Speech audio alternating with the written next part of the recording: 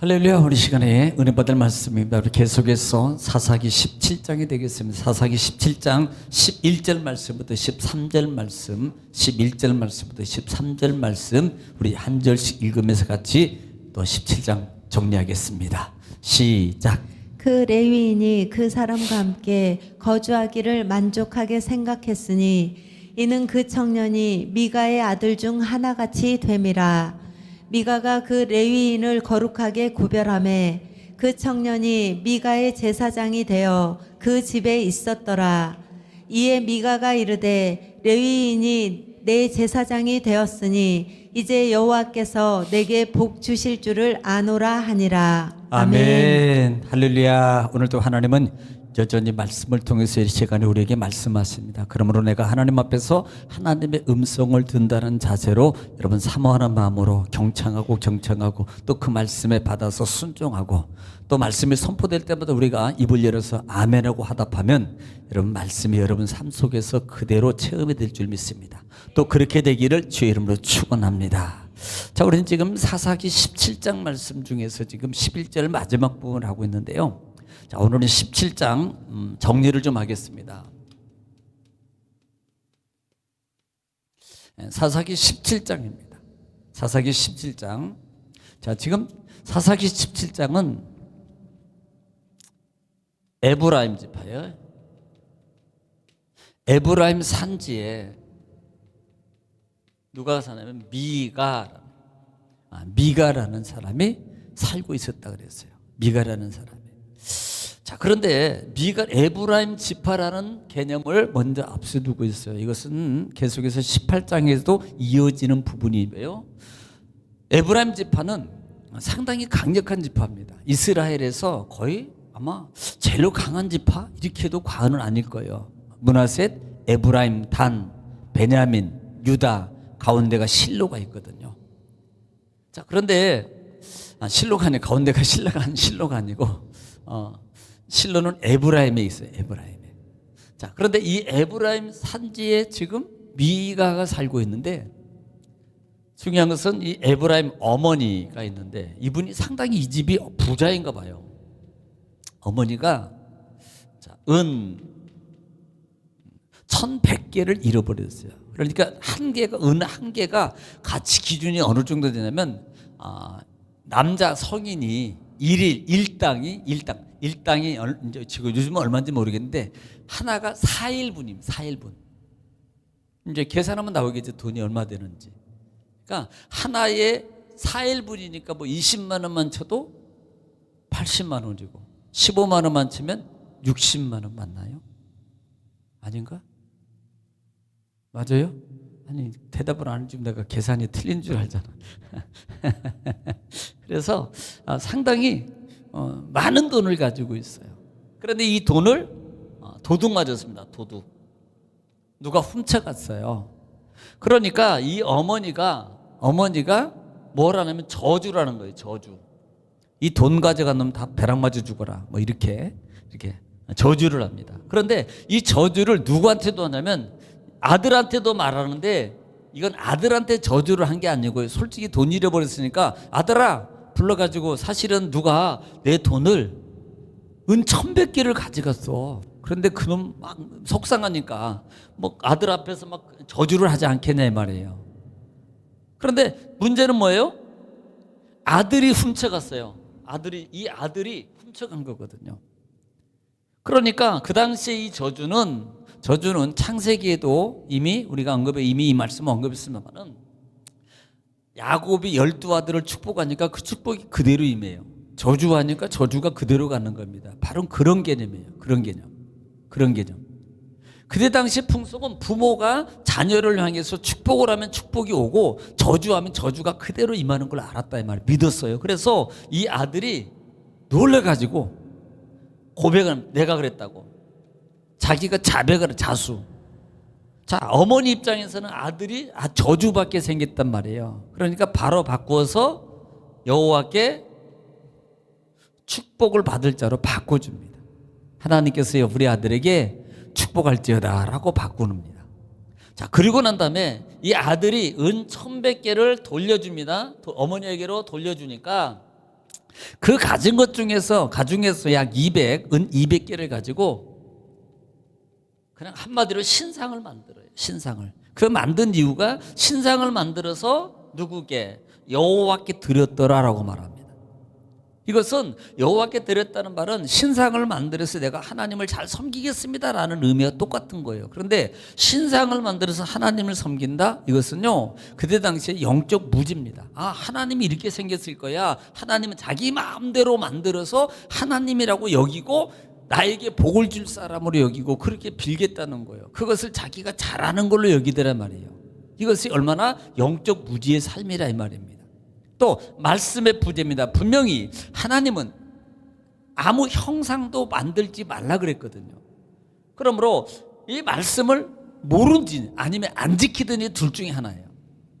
몰라서 이렇게 했든지 아니면 알고도 의도적으로 자기 마음대로 하는 신앙의 모습이든지 어쨌든 간에 말씀의 부재라 그랬습니다. 하나님 말씀이 계속적으로 자손들에게 계속적으로 가르쳐주고 그 다음에 엄격하게 쟀다면 아마 이런 일들이 없었을 거란 말이에요. 그러니까 이런 모습이에요. 이유주가 있어요. 그 집에는 뭐가 있더라? 신당이 있더라. 왜 이 집에 왜 신당이 있어요? 왜? 신당이 있으면 안 되거든. 더군다나 에브라임 지파입니다. 에브라임 지파는 여기가 에브라임이고 여기가 단이고 베냐민이요. 여기 유다입니다. 그러면 요쯤에가 실로가 있어요. 미가의 집이 나중에 보면 한 요 정도 있습니다. 요 정도 있는데 여기 실로에는 성막이 있어요. 이스라엘의 축복은요, 자기 동네에 하나님의 성전이 있다는 자체만 해도 상당한 영광이거든요. 그런데 집 근처에 성전이 있음에도 성막이 있음에도 불구하고 왜 신당을 차리냐 이 말이에요. 이것은 그만큼 예배의 삶이 없는 거예요. 또 하나는 자기 중심, 자기 편의주의적인 신앙관입니다. 이런 신앙관이에요. 그리고 이 신상을 만들어서 신당에다 두는데 신당에다 주면은요 갖춰야 되잖아요. 그래도 하나님 하면은 봤던 게 있잖아요. 봤던 게 성막 봤던 게 있습니다. 그래서 신상만 만드는 게 아니고 여기다가 에봇 제사장이 입는 에봇을 만들고 그 다음에 또 뭘 만들었어요? 드라빔. 자, 드라빔을 만들고 자, 그 다음에 이것만 갖추면 뭐예요? 제사장이 있어야 되잖아요. 그러니까 제사장이 있어야 되는데 제사장이 누구를? 자기 아들을 가지고 제사장을 삼더라. 제사장을 삼아요. 자기 아들을 가지고 제사장을 삼습니다. 자, 지금 이런 식으로 지금 이어져 가고 있는 모습을 보게 되더라 이 말이에요. 자, 그렇게 하고 있는 상황 속에 있을 때에 자, 이제 이런 상황이 있습니다. 그런데 그러면서 이유가 뭐라고 말해요? 6절에서 이것이 그때는 왕이 없었고 모든 사람들이 자기 소견대로 살았더라. 6절에 보면은 자기 소견이에요. 자기 소견대로. 자, 이것이 사사기의 대표적인 영적 상태라 그랬습니다. 자, 그러면서 이런 상황이 있을 때 그 당시에 어디에서? 베들레헴, 유다. 베들레헴은 유다입니다. 유다는 아까도 얘기했지만 이 지역이에요.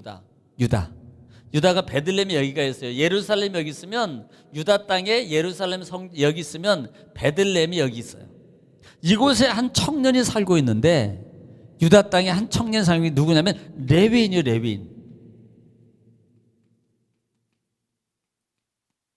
레위인은 뭐예요? 제사장 가문이에요. 그러니까 하나님의 성전 아론을 도와서 하나님의 성막에서 그리고 성막 근처에 살아요. 원래는 또 성막 근처에 있었거든요. 이 광야를 지날 때 이스라엘 백성이 출애굽에서 민수기 생활을 통해서 가나안 땅에 정착하기 전까지는 레위인들의 사는 삶의 터전 집은 항상 성막 바로 옆에서 살아요. 성막 옆에 3계파로 3지역으로 4지역으로 나눠서 성막을 중심으로 해주고 늘 왜 살 수밖에 없는 이유가 그들은요 성막에서 아론을 도와서 성막 제사를 돕는 역할을 했다 이 말이에요. 그리고 이스라엘 백성을 대표해서 하나님의 사람으로 선택받은 사람들입니다. 그래서 세움받은 레위 사람이에요. 그런데 이 청년이 자기 동네에 있어야 할 청년이 자기 동네에 있지 않냐고 자기가 거할 곳을 찾아다니더란 말입니다. 아니 자기 집이 있는데 왜 뭐가 거할 곳을 찾아다녀요? 이것은 경제적 문제라고 그랬어요. 제사장의 경제적 문제입니다. 너무 어려운 거예요. 너무 어려운 겁니다. 사실 제사장은 이스라엘 백성들이 드린 제물을 가지고 거기에서 10분의 1, 또 하나는 화목제에 드린 그 나머지 태우지 않는 것을 통해서 먹고 살게 돼 있고요. 또 하나님께서는 이 레위인들을 반드시 너희가 모른 척하면 안 된다 그래요. 이게 주신 하나님의 계명입니다. 이스라엘 백성 너희는 너희를 대표해서 대신해서 제사를 지내고 집례하기 때문에 너희가 반드시 그의 모든 경제적인 것, 삶의 모든 전체적인 것을 너희가 책임져야 된다고 분명히 성경은 말씀을 통해서 언약을 주셨거든요. 저버리지 말아라 그래서. 이게 그 말이거든요. 그런데 이것을 하지 않은 거예요. 그러면 이거 뭐예요? 첫째는 이들이 예배를 성막에 가서 안 드렸다는 소리고, 또 보살펴 생각도 안 한 거예요. 이들이 제사장이라는 이들에 대해서 전혀 개의치 않고 생각지 않고 오직 뭐만 자기만 위해서 사는 삶 속에서 살았다. 자기 욕심, 자기 이익입니다. 자, 이들을 보더라도 자기 가정의 복만 위해서 살아가요. 자기 기복적인 신앙 속에서 벗어나지 못하고 자기 유익적인 것만 살아가는 이들의 모습이었다고 말씀드렸어요. 그러니까 당연히 이들이 거할 장소가 어려워요. 왜냐하면 이들에게는요 농작을 지을 땅도 없어요. 하나님이 안 줬어요. 안 줬거든요. 이스라엘 백성들의 그 다음에 들여진 것을 가지고 너희가 살아라고, 그리고 돌바라고 했기 때문에 이들에게는 땅이 없습니다. 땅이라도 있으면 뭐 밭이라도 갈고 뭐라도 심어 먹고 하면 먹고 살겠지요. 그런데 없어요. 그렇기 때문에 이들은요 꼼짝없이 굶어 죽게 생겼어요. 아니 저는 이 정도 되면 이웃이잖아. 솔직히 제사장을 떠나서 이웃이잖아. 그러면 봐서 어렵게 살고 못 먹고 가난하게 사는 뻔히 알면 좀 먹을 걸 주고 좀 쌀 한 20kg라도 한 가마로 좀 팔아주면 이런 일은 없지 않았겠냐 말이에요. 그러니까 아예 돌아보지도 않고 생각도 안 하는 거예요. 어려운 걸 뻔히 몰랐을까요? 솔직히 이들이 저는 이렇게 알 거라고 생각해요. 그런데도 돌아보지 않는 거예요. 자기만 생각하는 삶, 자기 이기적인 삶 속에 이들이 살았단 말입니다. 그래서 거할 곳을 찾지 못하고 찾아 지금 베들레헴의 유다 땅에 있다가 여기서부터 간 곳이 단지파를 건져서 이제 에브라임 지파까지 어디에 미가의 집까지 간 거예요. 산지까지 간 거예요. 산지라는 것은 높은 언덕, 높은 지형을 말하는 거예요. 그곳까지 지금 가게 되었다라는 말입니다. 자, 그렇게 될 때에 야 네가 어디서 왔냐, 누구냐, 나는 베들레헴에서 왔고 레위인이다. 그러니까 그때 마침 미가가 이 레위인 청년을 향해서 야 그러면 네가 우리 집의 제사장이 돼. 우리를 위해서, 나를 위해서, 우리 집을 위해서, 우리 가정을 위해서 네가 우리 집에 제사장이 돼. 조건이 있어. 내가 1년에 몇 개 준다 그랬어요. 은 10개. 그리고 밥 먹여줄게. 옷 줄게. 그러니까요 목구정이 포도초를 어쩔 수 없이 그래 좋아. 그리고 이 청년이 그 집에서 머물게 된 겁니다. 자, 들어가게 된 거예요. 여러분 사실요 이 레위인의 제사장을 자기 마음대로 삼고 세울 수 있는 게 아니란 말이에요. 이것은 세울 수 있는 게 아니란 말입니다. 이건요 말씀에도 위배되고요 모든 것으로 지금 자기 마음대로 하는 거예요. 모든 것들을 자기 마음대로. 자, 그러면서 나를 위해서 아버지와 그 다음에 결국은요 복을 자기를 위해서 빌으라는 소리가 똑같은 겁니다. 자, 지난 시간에 여기까지 말씀을 드렸습니다. 자, 이것을 보면서 얼마나 이 사사시대의 이 사람들이 이기적이고 그 다음에 자기 유익적이고 그 다음에 보면요 하나님 영적 관계의 삶이 전혀 없었던 것을 우리가 보게 되는 거예요. 자, 오늘 11절 말씀부터 17장을 마무리하겠습니다. 11절 읽습니다. 시작. 그 레위인이 그 사람과 함께 거주하기를 만족하게 생각했으니 이는 그 청년이 미가의 아들 중 하나같이 됨이라. 자, 그 레위인이 그 사람과 하는 것을 만족하게 여겼다 그랬어요. 만족이라는 것은 이것을 기쁘게 받아들이라는 거예요. 먹고 살아야 되니까 얼마나 뭐 어떻게 오래도 그래 나를 써주니까 감사하지. 기쁘게 받아들이는 거야. 기쁘게 만족하게. 그러니까 그 레위인 청년이, 자, 이것이 사실은 문제입니다. 좀 더 거절도 해야 되고 물론 해야 돼요. 그런데 어쩔 수 없이 그와 같은 상황이 되는 것이에요. 사실 레위인이 이곳이 사역지가 아니잖아요. 지금 무속적 신당 아닙니까? 레위인들은요 실로에 가서 성막에서 생활하든지 이런 관계로 있어야 되는 거예요. 그런데 자기 사역지가 아니에요. 자기 사역지는 원래는 뭐예요? 성막입니다. 성막. 예. 그러면서 이들의 직분적 관계가 어디로 바뀝니까? 무속적 관계, 기복적 관계로 바뀌어지는 거예요. 복비 이루어지는 정도. 하나님과의 관계 회복, 말씀을 가르치고 그 다음에 그들에게 바르게 가르치고 그 다음에 예배를 집례하게 되고 그들을 위해서 짐승을 잡고 아론을 도와서 하는 그 역할이 개인적 소유의 삶으로 바뀌어지는 거예요. 참 이게 불행한 모습이에요. 이게요. 불행한 겁니다. 그 다음에 하나님이 주시는 것을 살아야 되는데 거절할 수 없는 그와 같은 모습으로 바뀌었다는 게 참 안타까운 거죠. 자, 12절입니다. 자, 12절.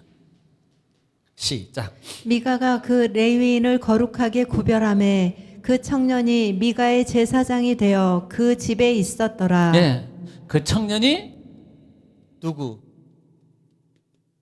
미가의 제사장이요. 하나님의 제사장이 미가의 제사장으로 바뀐단 말이에요. 아들 중에 하나라는 그 전제 모습은 같이 똑같이 대우를 받는단 말입니다. 이 말이거든요. 그러니까 미가의 제사장이 되면 안 되잖아요. 이 제사장은요 엄밀히 하나님 것이라 그랬고 또 돕는 기관은 아론과 그 자녀 위에서 세워진 거예요. 그 위에서 그를 돕는 기관입니다. 돕는 어디서? 회막에서. 그래서 회막에서. 그런데 미간의 개인 집에 가서 제사장 역할을 하는 거예요. 개인 집에 가가지고 그 집에 있더라. 그러니까 하나님의 제사장이 어떻게 바뀝니까? 개인 소유가 돼버려요. 개인 소유로 바뀌어지는 겁니다. 참 안타까운 거죠. 자, 13절입니다. 13절. 자, 시작. 이에 미가가 이르되 레위인이 내 제사장이 되었으니 이제 여호와께서 내게 복 주실 줄을 아노라 하니라. 네, 계속해서 내 제사장이라 그래요. 자, 나를 위해서, 우리 집을 위해서, 그 다음에 미가의 제사장, 내 제사장이라는 단어를 쓰고 있다 이 말입니다. 지금 누가 그래요? 미가가. 자, 미가가 이렇게. 이것이 자, 조금 돈 좀 있다고, 예를 들어서 자기가 좀 재력이 있다고, 돈 좀 있다고, 그 다음에 뭔 배경이 있다고, 우리가 지금으로 표하면 예를 들어서 주의 종들을 자기 마음대로 개인 부리듯이 부리는 것은 이것은 위험한 거예요. 자기 집에 겨우 돈 좀 있다고 기용해가지고 돈 좀 있다고 자기 마음대로 돈 좀 있다고 자기 소유대로 삼으려고 하는 그런 의도서. 이제 그냥 뭐 그러지는 않겠습니다만 보통 이렇게 소교회 정도 되면은 좀 재력 있는 사업가들이 예를 들어서 이제 달리게 되면 보통 그분 11조 하나만 해놔도 이렇게 월세를 낼 수 있는 그런 경우가 돼요. 다 그런 건 아닌데 겸손함으로 자기를 낮추고 잘 섬기는 분도 많은데 거기에 나중에 가면요 이게 서로 올무가 되는 겁니다. 목사님도 거기에 올무가 되고 그분도 자기 마음대로 하고 자기 주관대로 하려고 그러고 자기 말대로 자기 생각대로 모든 것을 하려고 하는 성향이 처음에는 아닌데 나중에는 나와요. 그러면 이게요 하나님의 종으로서 주의 말씀을 가지고 주를 위해서 해야 되는데 이것이 모든 생각이나 모든 것들이 혹시나 저분이 나가거나 문제가 생기면 어떡하지 요거에 사로잡혀 버리면요 이건 문제가 상당히 심각합니다. 이게 뭐예요? 결국은 개인 소유화로 돼버려요. 왜? 뭐 때문에? 돈 때문에, 물질 때문에 그렇게 되는 거예요. 물질 때문에. 우리는 여러분 하나님 앞에 우리가 세상적으로 여기는 나가 아니고 나와 관계가 아니고 내가 역으로 생각해 보세요. 우리는 만인 제사장입니다. 우리는 만인 제사장이에요. 이것을 영적으로 다시 내가 세상의 재물에 의해서 내 마음과 신앙의 모습이 끌려다니는 모습이 되어버리면 안 된다는 겁니다. 오직 우리는요 그게 아니고 솔직히 단호하게 더 엄격하게 강력하게 내가 굶어 죽을지언정 나는 하나님의 사람으로서 가야지 라고 한때 하나님이 나를 책임지시고 살리시고 먹이시고 인도하시지 않겠냐는 거예요. 우리는 이것을 지키는 게 너무 중요합니다. 세상은 물질 만능주의적인 세계로 지금 바뀌어가고 있고요. 모든 것들이 그렇게 화되어 있어요. 그래서 그걸 통해서 우리를 좌지우지합니다. 신앙의 모든 것들을 하는 거예요. 그때 우리가 복 있는 사람이 되어서 노할 수 있어야 돼요. 노할 수 있을 때 3절에 바로 철을 따라 열매를 맺으며 마르지 않고 형통하게 뜯기시는 말씀이 그대로 다 이루어지는 거예요. 여러분 우리는 그 약속을 믿어야 됩니다.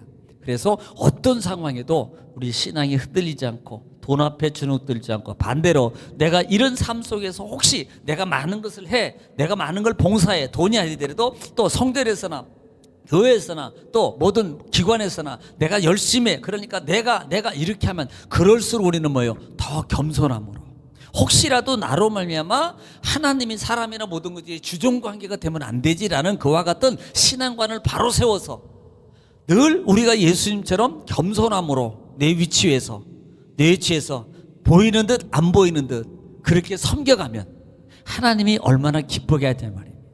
사사시대의 모습을 보면서 우리는 이런 우리의 신앙을 정립하면서 바로 세워서 하나님의 상급을 여러분 누리고 우리의 사명을 이루어가는 저와 여러분 되시기를 주의 이름으로 축원합니다. 기도하겠습니다.